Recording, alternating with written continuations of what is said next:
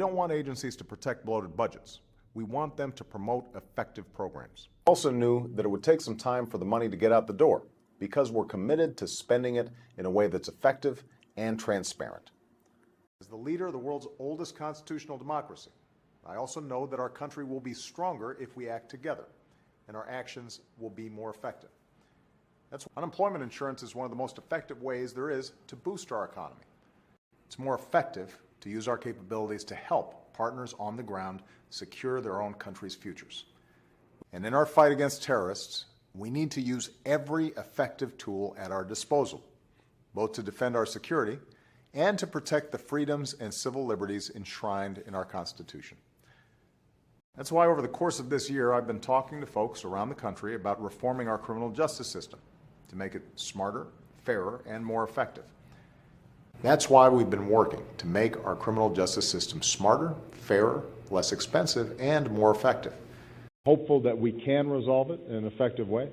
And I categorically reject the assertion that these are the most effective means of interrogation. Less than 1% of our healthcare spending goes to examining what treatments are most effective. Less than 1%.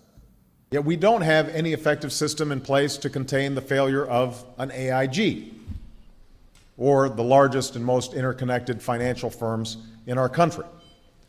We've got to create a simplified, more effective system where they are reimbursed for quality care as opposed to having to distort their practices in ways that don't actually make their patients better.